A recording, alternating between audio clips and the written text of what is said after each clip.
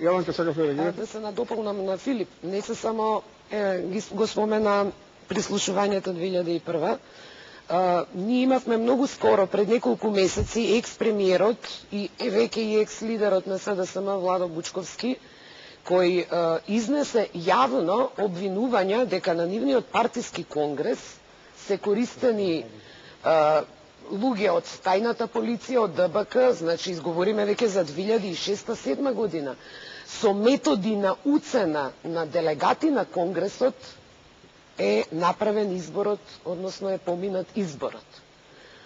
Неколкумина од Социјалдемократскиот сојуз веќе излегоа во јавност, екс-председател на градската организација веќе. Исто кажа дека постојат и таму тајни мрежи кои ги диригираат работите во СДСМ. Но токму тука е тој вирус на системот наш, затоа што, како што и самиот рече, чудно никој не го доистражи. Па ние имаме како на филмска лента скандали пар екселанс, кои во една нормална европска демократска држава би довеле до земјотрес.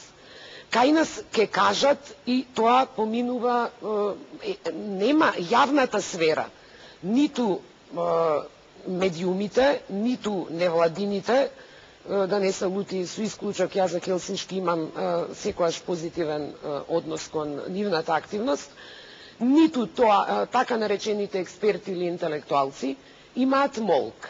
Но, кога е во прашање опозицијата, например, тука веќе се сите побучни. Затоа ние имаме во првите десетина години од овој така наречен плурализам, да се ДБК да ја следи, да има досие за главната опозициона партија.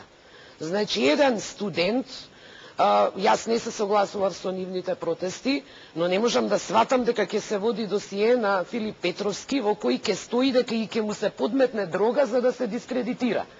Значи, цело време го потенцирам ова. Таа мрежа функционира до денешен ден. Значи, токму затоа е потребно едно темелно прочиствање. Ачковска, Петровски се извинувам.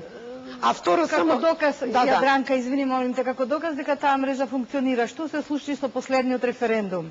Да. Луѓето беа преплашени, јавување по телефони, претењи и така натаму, никој јавно не смееше да прозбори на она што се случувале за референдумот. Како луѓето беа заплашени да не излезат за референдум? Кој го правеше тоа? Значи, истата мрежа фино, убаво, организирано функционира до крај. Па еве тие 10 на 100 стенограми што рече Црвенковски има. Знаете ли вие до какви се детали ќе дојдете преку тие телефонски разговори? До детали за интимниот живот, можда за бизнис валкан или не знам што. Тој што ги поседува тие информации, тој може да ги оценува тие луѓе. Значи ние имаме во јавната сфера или во политиката на функции луѓе кои се лесни за теледиригирање, јас би рекла. Добро, ама морам да ви кажам дека има помалку еден абсурд. Дека и во овој момент полицијата повторно како да е инфилтрирана политичката јавна сцена. Морам да ви кажам, господин Бачев, екс-полициски функционер, председател на партија. Павле Трајанов, председател на партија. Генералниот секретар на СДСМ сега е екс-полициски функционер. Едно време во ВМРО ДПМН еден од коостивачите му најдоа досие КОС. Тоа значи дека ние кога ќе прочистиме само полициските досија или ќе се прочистуваме самите себе си? Човски проблемот е